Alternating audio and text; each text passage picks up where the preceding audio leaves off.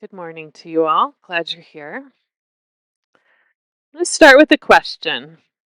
When you hear the word prayer, what is it that you think of? When you hear the word prayer, what do you think of? Perhaps it's a mosque full of people bowing face down on mats, pointing towards Mecca 5 times a day. Perhaps it could be incense burning in a temple.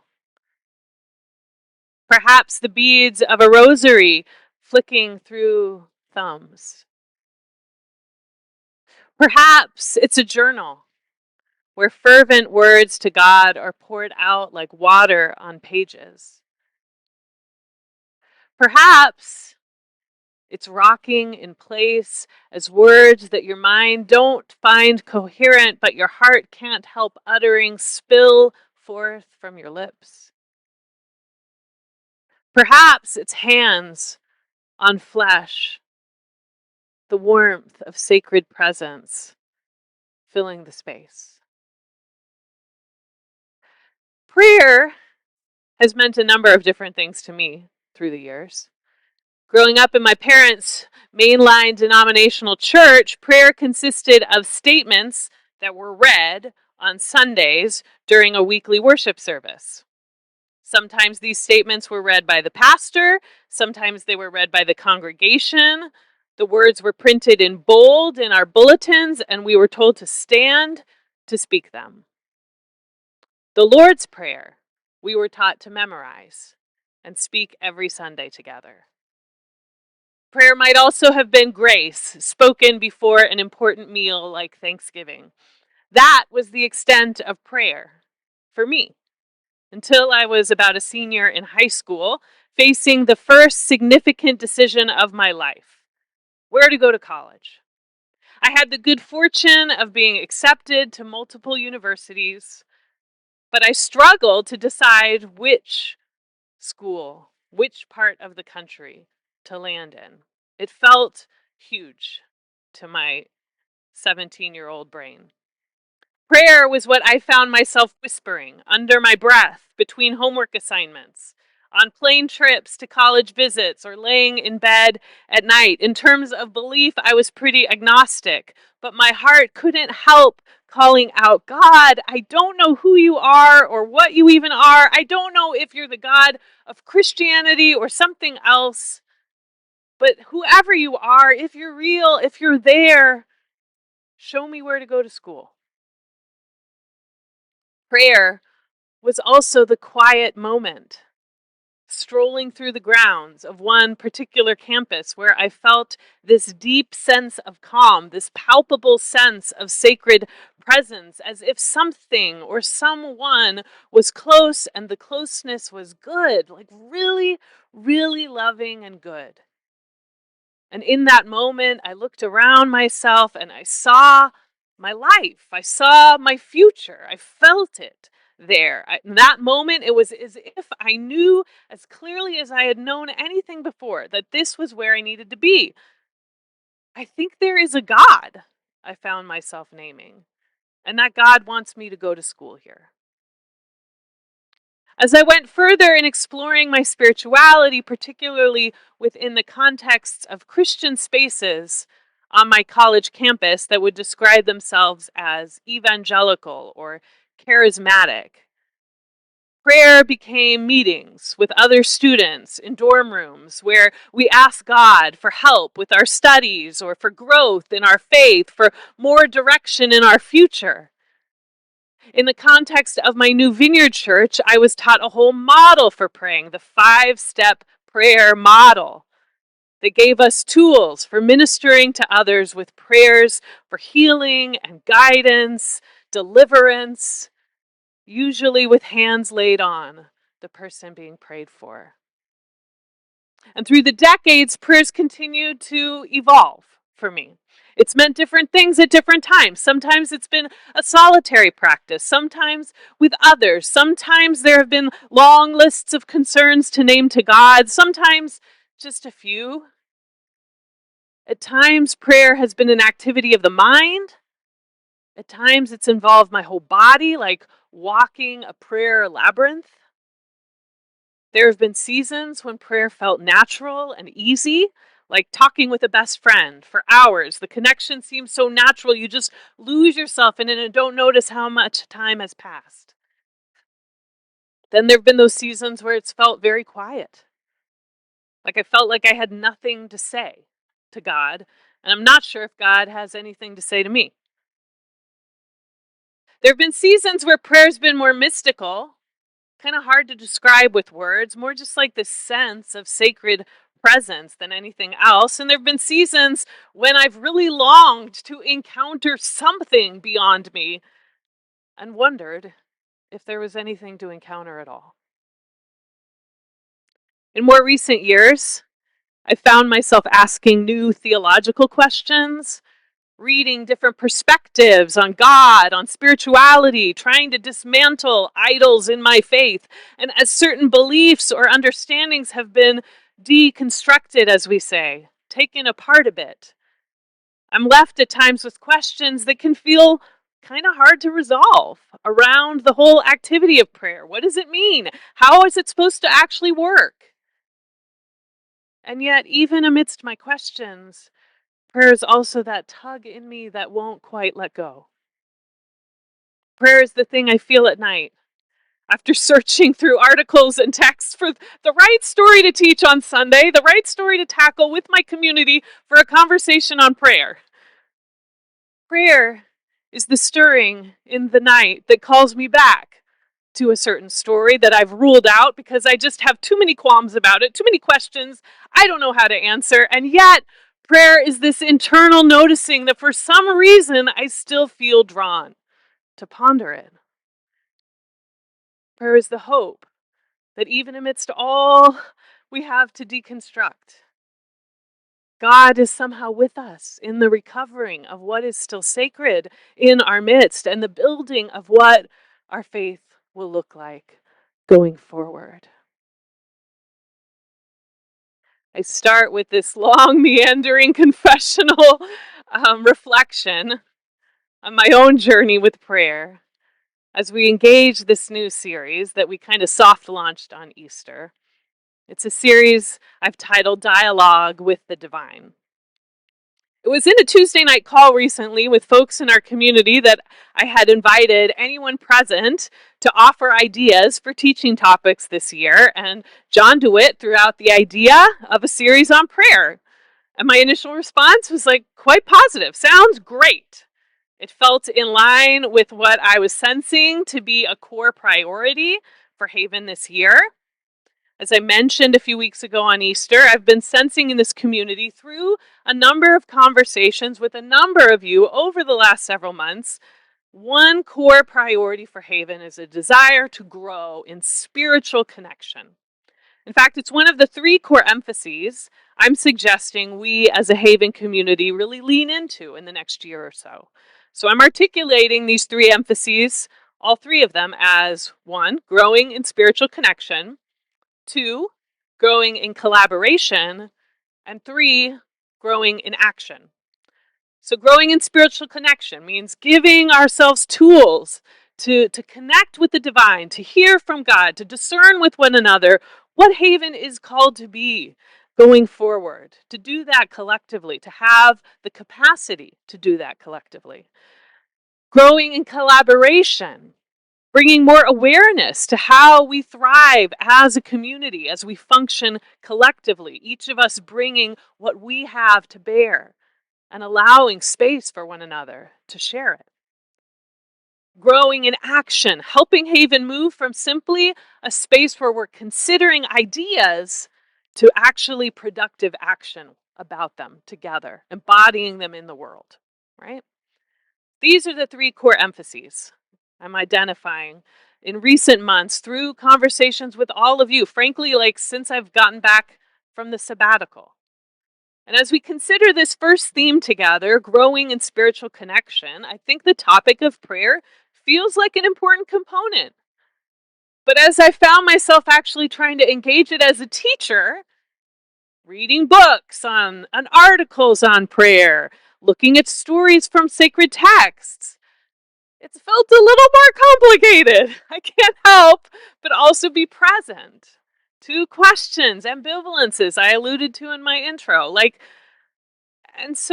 we considered in our recent series about how there are faith evolutions. I have to acknowledge my own relationship to prayer has been evolving. If I'm honest, in this season, prayer is something I personally feel more comfortable doing in practice than trying to exactly explain how or why it works. Maybe you can relate. Wherever you're at in your own relationship to prayer, whether you feel like you have it all figured out and no questions at all, or are wondering about things, I just want to be honest and invite you to consider how we can evolve together in the midst of it all. So let's start with maybe something real basic. I want to start by suggesting a core foundation that I hope to build this series upon. It's an idea that probably most of us maybe take for granted, but I think it is a core kind of theological truth to consider. It's been the core of some of the theological things I've been reading recently, and I think it's helpful to name it. The idea that God is relational.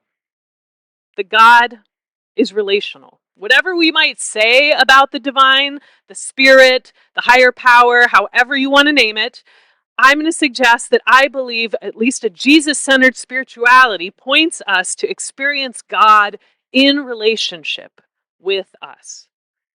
The divine desires and welcomes connection with each and every one of us.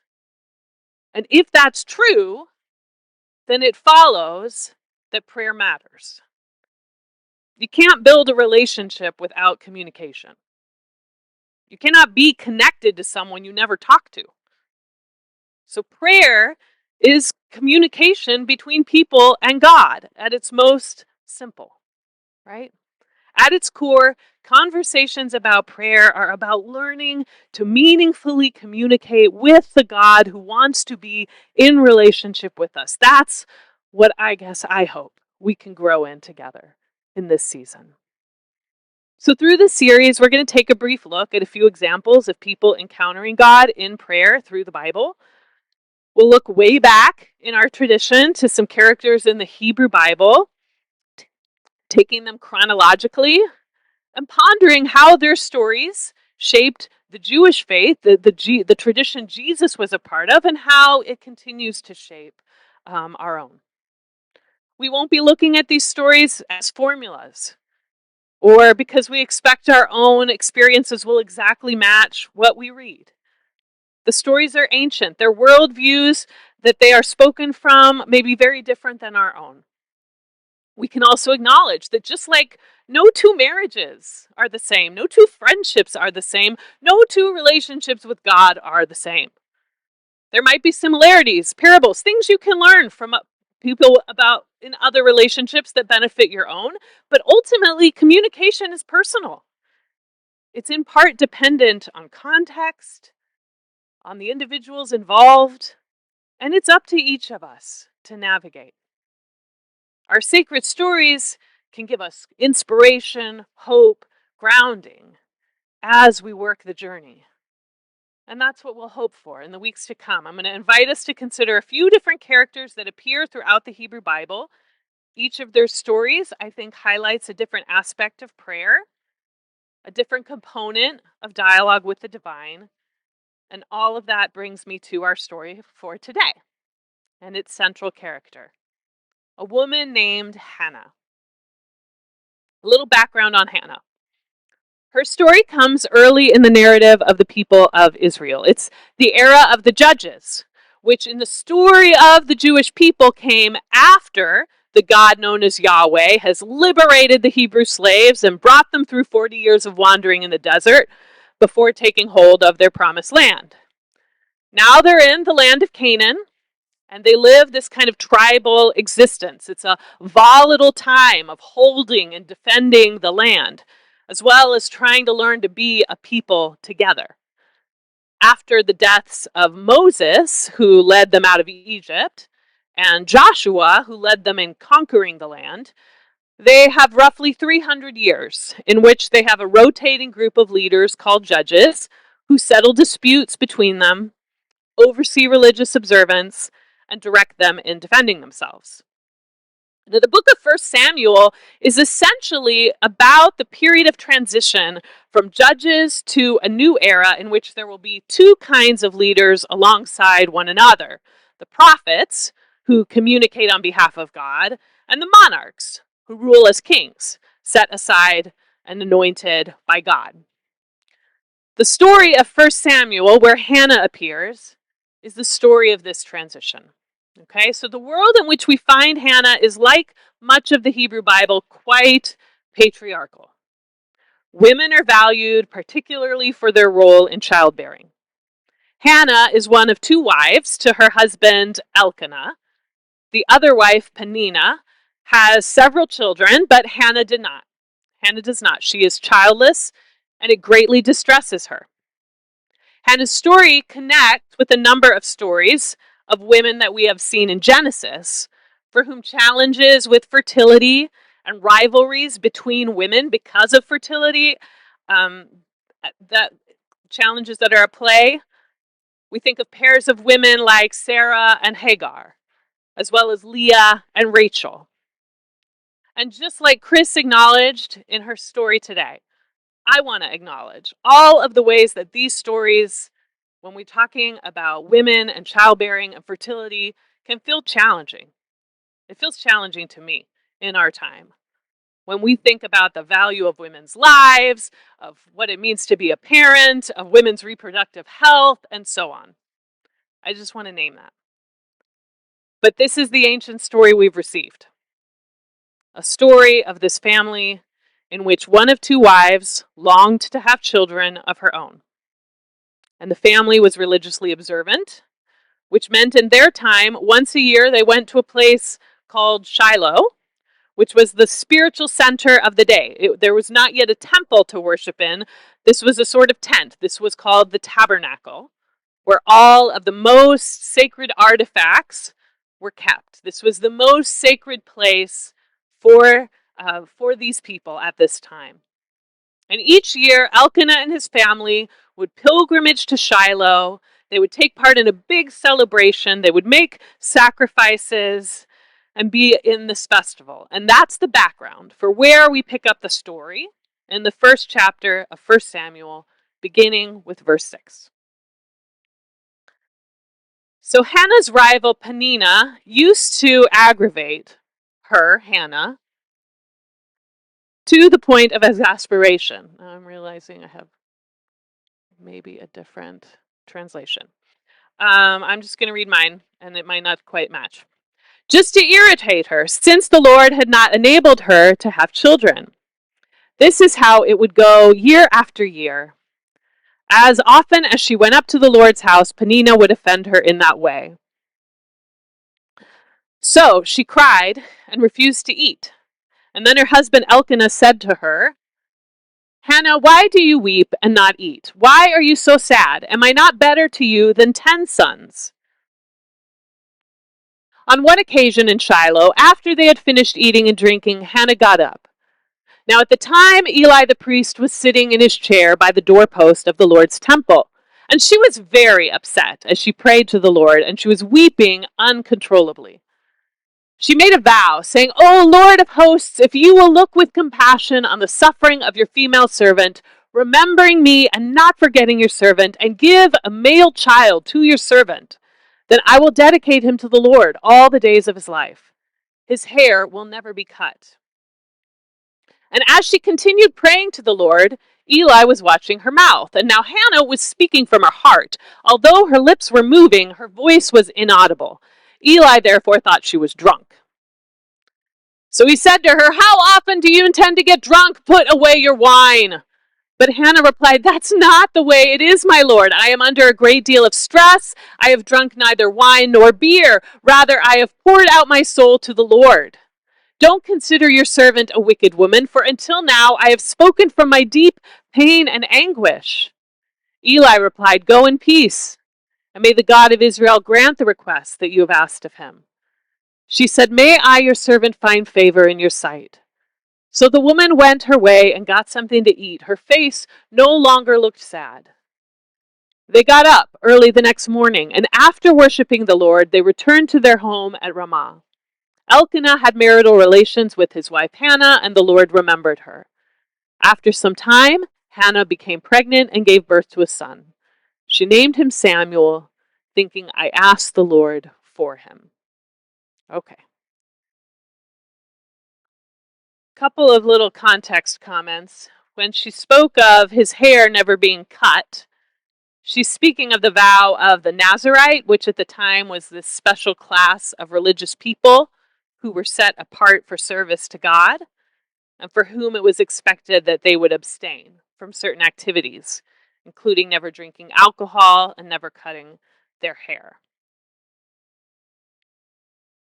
So this is our story for today. And again, I have to acknowledge the questions of cultural context that come up here. And I'm just going to name one place that trips me up in this story. You might be feeling it too. I switched to your translation just to make it easier to gather, but there may be a little bit of difference here, but I think it's trivial. Core to the story seems to be an assumption by the storyteller that God is personally responsible for Hannah's infertility. It describes her, at least in my translation, as the Lord had not enabled her to have children. Other translations saying things like the Lord had closed her womb or something like that. So I gotta admit, I have issues with that framing. I'm not going to try to tackle exhaustively the theological questions it brings up, but I want to acknowledge them and just say, again, working with a text as ancient as this, I think we can appreciate that the story and the worldview it comes from might take a perspective that we may or may not agree with personally on what is happening exactly in the story. It does not mean that the story is without value for us. It does not mean that God can't speak through it to us. So I want to let those questions and qualms be there, and also still consider what's essential here, however we might understand Hannah's circumstances. What I'm more interested in here than how Hannah's problem occurred, or even whether or not she gets the resolution she seeks, is what happens in the midst of it. What happens as she dialogues with the divine? This is why I think this story has continued to nudge me this week, despite the questions and concerns I have about it. Ultimately, I think Hannah's story has value for us, for how her experience of prayer demonstrates what I think for many is a core component of how and why we connect with God in prayer. You might summarize Hannah's prayer here as the prayer for help. The prayer for help. How is this prayer for help expressed? Hannah feels desperate need, and in this story, she brings her desperation to God. Hannah's experience of being a woman in the ancient world without children is an experience of great distress for her. It may be the reason her husband has taken another wife, despite the fact that the story clarifies even before where we pick up that he feels more love and affection for Hannah. Clearly, the pain of her situation is magnified by the active oppression she's experiencing from the rival wife. And this ongoing pressure from Peninnah pushes Hannah to a place of real desperation. But Hannah doesn't channel her desperation into some foolish act, like some of the matriarchs who came before her in Genesis. She does not try to take her fertility into her own hands. Rather, she brings her desperation to the most sacred place. She waits for the annual trip to Shiloh, and then she leaves the dinner, the big party, to visit the tabernacle, the holiest place for her on earth. And from there, she passionately calls for Yahweh to help. She's pouring out her soul, she says. She's speaking from deep pain and anguish, it says. And in the experience of prayer, something seems to happen. This is the second thing I notice, that Hannah experiences God to be the unique place of understanding. Hannah experiences God to be the unique place of understanding. She is isolated and misunderstood by pretty much every person in this story. But in God, she seems to find the solace of being truly known. Consider how Hannah's relationship to Yahweh is different than her relationship to anyone else. The other wife, Peninnah, of course, taunts and ridicules her. Her husband, Elkanah, is caring, but he doesn't understand her grief. He thinks his love should be enough for her. He cannot appreciate why she still longs to be a mother. The priest thinks she's drunk, and he watches her, all this fervent prayer, with that kind of judgment. All of these folks, even the ones who are well-meaning, miss something with Hannah. But the divine does not. With God, Hannah feels heard and received. She experiences empathy more deeply than she can anywhere else, and this empathy has power. I don't know whether Hannah could have or would have known what was coming after her time of crying out for help, but it's interesting that there is a change that comes over Hannah. She experiences consolation. Her face turns from distressed to at peace before she lies with her husband again. The consolation comes before she conceives. Perhaps that peace came just from the experience of being known and heard. In the prayer of help, Hannah received relief just in the act of bringing her need to the divine and connecting with one who was bigger than her and had the capacity to hold it. The relationship with God's unique, and it's in that relationship alone that Hannah feels fully understood. So Anne Lamott is a contemporary Bay Area writer who grew up secular but became a Christian as an adult, writes on spiritual matters, and she has a book on prayer. She titles with 3 short words, each of which speak to what she thinks is a different kind of core prayer in her life. And it's called Help, Thanks, Wow. In the chapter on the prayer for help, she describes a number of different ways that folks she knows conceive of the divine. Friends of hers, one who prays to Mount Tam as God. Another, it's more like the Force in Star Wars. And then there's her own version of Christian faith. And then she says this, but you know what? When my other friends and I have run out of good ideas on how to fix the unfixable, when we finally stop trying to heal our own sick, stressed mind with our own sick, stressed minds, when we are truly at the end of our rope and just done, we say the same prayer. We say help. We say, help, this is really all too much. Or I am going crazy, or I can't do this, or I can't stop doing this, or I can't feel anything, or help, he's going to leave me, or I have no life, or I hate the one I've created, or I forgot to have a life, or I forgot to pay attention as it scrolled by, or even help, I hate her so much. And one of my parents is dying, or will never die. Unfortunately, we haven't even gotten to the big ticket items yet. Cancer, financial ruin, lost children, incontinence. Help. Help. Help is the prayer I was praying sincerely as a high school senior. It was the prayer that led me to move to Chicago. Had I not landed there, who knows the trajectory my life would have taken. I might not have continued my journey of faith that came to life during that time. I likely would never have met or married Jason since he grew up in Chicago. So I probably wouldn't have the 3 kids I do now. I can't say if I would have ever become a pastor, maybe, but it seems doubtful my journey would have brought me to this exact place to start this particular community. It could have been a great track of life, but it wouldn't have been this one. Engaging in that prayer of help and listening for an answer brought me here.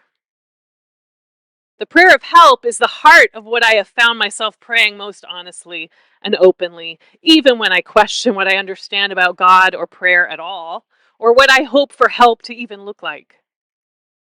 Sometimes the ask is clear, and it might feel like there's an answer, like that first experience wondering where to go to school. Oftentimes it's more muddled. When I first heard about the masses that were found in my beloved younger sister's breasts, my prayer was something like, help. Don't let it be cancer. But the pathology reports came back that it was. Then I had a week or so of praying something like, help. Don't let it have spread throughout her body. Don't let it be more than stage 2. And then the word came back that it had spread, that it was stage 4. And yet, neither myself nor my sister, from her own spiritual framework, nor anyone else in the process who was engaging in some version of prayer around my sister's treatment could deny the palpable sense that the divine was present, that our cries for help weren't just empty words bouncing off a wall, but they landed somewhere, even when the news was devastating. The prognosis terrifying, the treatment excruciating. The presence was there. There was power and comfort in connecting with the source of help. And today, 4 years since my sister has been in remission, the journey of finding God in the prayer for help continues. Help is the prayer I pray most frequently as a parent, particularly as my kids are facing problems that are bigger than I feel equipped to solve on my own, bigger than what I can fix with a snack and a hug. Help seems to come from unexpected sources, offering words of consolation, showing love to my kids. I sense help from the divine in my inner wisdom. The cry for help is what I feel in the midst of preparing a teaching and wondering if I have anything meaningful to offer in the midst of it. I sense help in that internal nudge to just do it anyway and be honest about my questions and wrestling. Perhaps the prayer for help is less about any one ask and any one prayer answered, but it's about an ongoing posture and practice, living in a place of humility that honors our own limitations and our need for the divine who desires connection with us. Maybe that is really what the prayer for help is about. Finally, as I've pondered and prayed for help through this story of Hannah myself this week, there's one other part of her story that's felt meaningful to notice. Hannah's prayer to God for help's about more than her personal need. Hannah's prayer for help brings her into a bigger story. The passage about Hannah ends happily, with her conceiving the child. But the story is bigger than this one prayer of this one woman being answered the way she desires. Hannah's son Samuel plays a significant role in the story of God's people that the Bible tells. Samuel is the one who will be the last judge and the first prophet, the one who will anoint the first king of Israel, the one who will identify David and call him to take his place as king. David, the ancestor of Jesus, the one who lays the groundwork for a Messiah that people of Jesus' era believed would come and sit on David's throne and that Jesus was to fulfill. The whole line of divinely appointed leaders that Jesus is supposed to be the fulfillment of begins with Samuel, with the one whose name means I asked God for him. Perhaps Hannah's story is included in our text to remind us that actually the whole lineage begins with her, the woman who asked, the one who brought her desperation to God, who offered herself and her firstborn son to the purposes of the divine, who called out for help when she needed it. In bringing her need for help to God, Hannah moves from isolation to community. She becomes more than a mother to Samuel and the 5 other children who followed. She becomes an ancestor, one in a long line of people of faith whose stories have rippled over the millennia. And in the verses after our story ends, Hannah is given the honor. If you read chapter 2, you'll see it, of singing one of several special songs sung by a handful of women throughout the Bible, what Bible scholars call the songs of deliverance.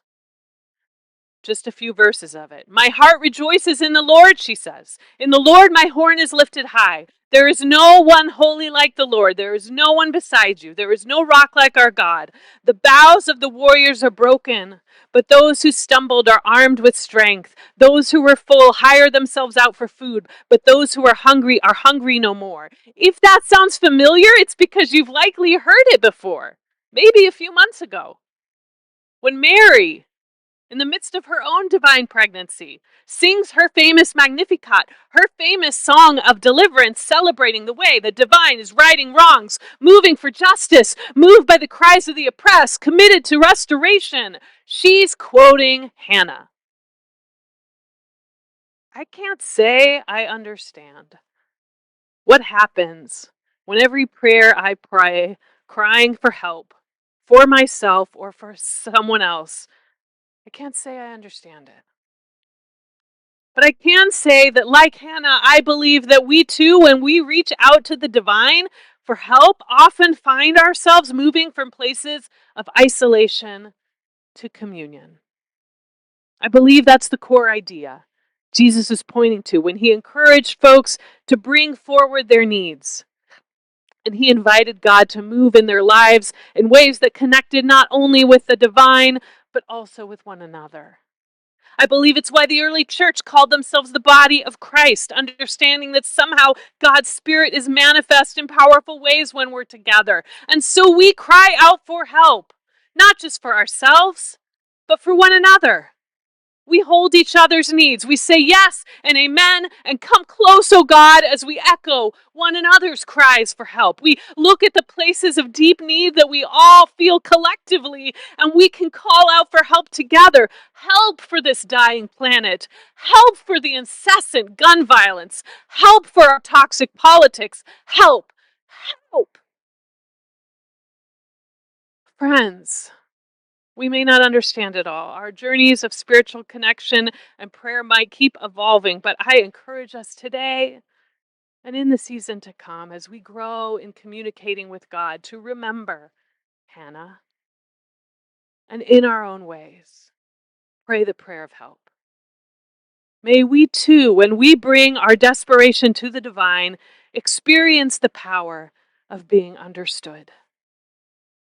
May we too find solace in knowing our needs matter to one who is bigger than us. May we too be called into a bigger story and a community where the longing for help can be called upon and embodied together.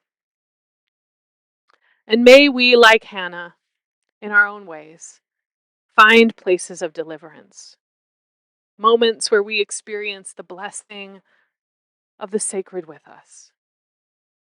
Moments when we sense a genuine connection with something beyond. Moments when we stand ourselves in the hope that there is no rock like our God. May it be. Amen. I'm going to lead us now in a moment of prayer, and then we'll take a bit of time to chat.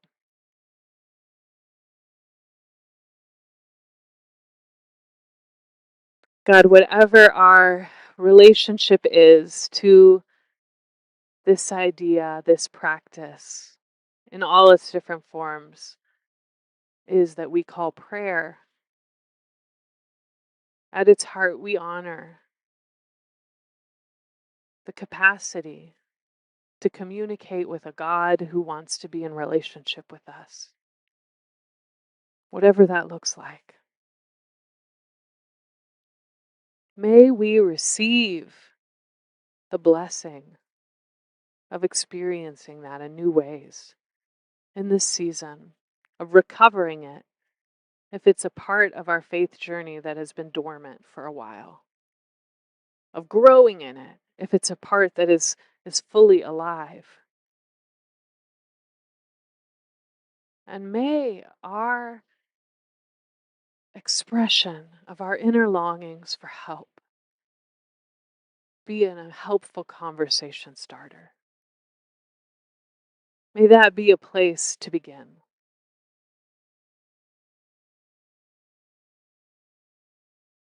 Would you be with us as we identify the various cries in our own heart for help? Some of them might feel like they're right there on the surface. It's easy to see them and it's easy to speak them and hold them out to you. And some of them they buried a lot deeper down. And it's going to take a little time and patience to let them surface. But they're there. Would you be the soft place that each of us can bring them to, that place of understanding and empathy that Hannah experienced? Would we find new freedom in having the courage to name what we need? And may we together grow in collectively holding one another's cries for help. Amen. So we're running low on time. We're going to go ahead and take some time for conversation, and then we'll probably have some abridged worship. And during worship, I'm going to have a practice for us, which I realize we didn't set up yet. So I'm going to be working on that while you guys talk.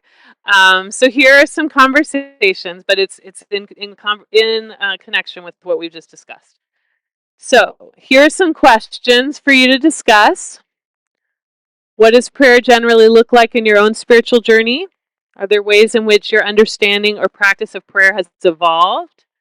Are there areas in your life where you've prayed that prayer for help? How did that impact your connection to God? Or how might your prayers for help have connected you to a broader community? Where might you have connected? It's supposed to be, where might you have connected with others in their prayers for help? Okay? Any of that, or whatever else feels relevant. And so we'll do this for about 7 minutes or so, and then we'll come back for about 10 minutes of worship.